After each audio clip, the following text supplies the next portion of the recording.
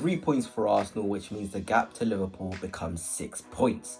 Not the most dazzling display, but Kai Havertz on the score sheet for the 15th time in his last 30 games can only be a positive sign. Miles Skelly was also on form in that left-back role and is showing the world why he's such a great talent. In today's edition of the Arsenal Review, we'll be looking at Arsenal 1, Ipswich 0, and looking at all the good bits and the bad. Hello Gunners, welcome back to another video. Hope you guys are all well. At the end of the day, 3 points is all that matters after the performance that we had against Ipswich. Goals for Havertz, good performances in there, but ultimately nothing which would suggest we can really win that league title. But let's start positive and look at the goal scored by Kai Havertz in the 23rd minute. The game-winning goal, ultimately great wing play by Leandro Trossard and a nice little finish from Kai Havertz. And I mean, that's 15 goals in 30 Premier League games. I think only Erling Haaland and Mohamed Salah have more than Kai Havertz from Premier League players anyway. So obviously a positive sign in that regard.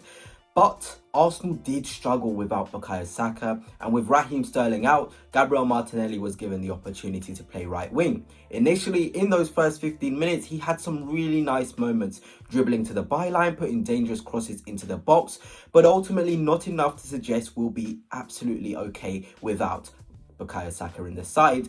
In terms of Gabriel Jesus, a quiet afternoon for him as well. Didn't really get any sniff in the game. A nice little finish, which ultimately ended up being offside. But again, he was really sort of bullied by those Ipswich centre halves. One major positive though was the performance of Miles Skelly, who just keeps on going levels and levels up in this Arsenal team. He had 90 minutes played. Look at that heat map as well. Just absolutely unreal. Covering the central areas, covering the wide areas. The kid really has ability to cover all zones of the pitch. You know, he's so strong, so physical. And if we look at those raw stats, 2 clearances, 3 tackles as well, really nice in there. And his ground duels as well, 8 out of 9 ground duels won, 86 touches of the ball and 58 out of 59 accurate passes. This guy completed 98% of his passes in the game. To be able to do that, you need to have a lot of quality, and Miles Skelly certainly does. 2 key passes as well. He was trying to be creative. He was really trying to force balls in. This is what you want to be seeing from a player, being brave. And Miles Skelly, these last 2 games, he has been very brave. Let us not forget, you know, this is his first 90 minutes completed in professional footballer.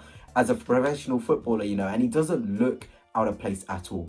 And you've just got to give kudos to the kid. His potential, it is ridiculous. There's so many heights he can go. If we nurture him in the right way, I know left back is his current position and he's really took that spot.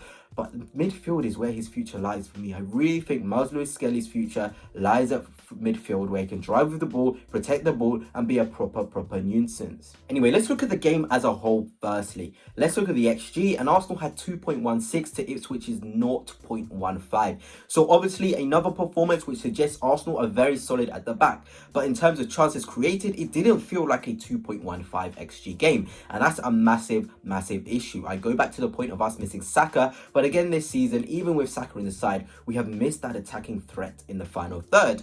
And January around the corner, Mikel Arteta has come out to say something. He says, we don't know, we will have to see. Hopefully we don't have any more injuries. We'll have Sterling back probably less time than we expected. So that's good news. Again, Mikel Arteta kind of dodging a question around the January transfer market. And as an Arsenal fan, that is not good news at all, because I don't feel like we have enough firepower to go forward in this season. If we look at Liverpool, they've got Jota, Salah, Nunes, Diaz, Gakpo. That is already 5 attackers, without mentioning Federico Chiesa, who's been injured most of this season. That is 6 attackers, whilst Arsenal, Havertz, Jesus, Saka, Martinelli, you know, Gabriel Jesus, Trossard, again, most of those players haven't featured enough this season and don't have as much quality as Liverpool's front line does. And we have to be harsh and we have to be realistic. So hopefully we do dip in the market, because we certainly need it, even if the XG against Ipswich suggested otherwise. I've talked a lot about Miles Skelly, but on the other side of the pitch, Julian Timber was fantastic as well. Between him and Miles Skelly, they won 16 out of 19 ground duels.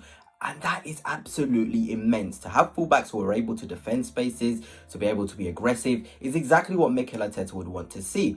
Gone are the times where Arsenal's fullbacks would be too flimsy and very poor in the physical battles. We have proper dogs in our squad, and I feel like now we can really push on and really show teams that we can defend, but then we also need to show we can attack as well. But one of the major positives was certainly the performances of our two fullbacks. Gabriel and Saliba again as well were fantastic, keeping Liam Delap very quiet, which on first look may not sound that impressive, but a player who has scored 6 Premier League goals this season and caused havoc against other Premier League top opposition, it is very, very good going. And of course, Raya with another clean sheet. I think that is 23 clean sheets in his first 50 Arsenal games, which is the most out of any Arsenal goalkeeper, considering Petr Cech as well won a Golden Glove. It shows that Raya is very, very good. So in the defensive side of things, Arsenal still looking solid. Declan Rice as well, covering a lot of ground. It's just about getting that attacking side clicking, and it's easier said than done. We've got players in our team who can play in the forward line, but it just doesn't seem like it's working. I don't know what Mikel Arteta can do, but he's going to have to think very, very fast indeed. As I'm recording, I actually have received a notification that Bukayo Saka is going to be out for more than 2 months. Mikel Arteta has come out to say it. So again, Arsenal are in very, very deep trouble. To have your star winger being out for that long, apparently he's had surgery as well. It is not looking good. But let us just look forward to the Brentford game. On New Year's Day, Arsenal have to again go and collect 3 points. And Brentford today actually lost 2 of their most important players, central defender Ben Mee and Mark Flecken, 2 players who really helped them in those defensive phases. So they have their, sort of injury issues as well, and so do Arsenal. But I do still expect us to go there, play our way and get those 3 points, because we're not going to catch Liverpool if we do not keep on the heat and keep up the consistency. But anyway, Gunners, that's it for now. Hope you have enjoyed, and until next time, peace.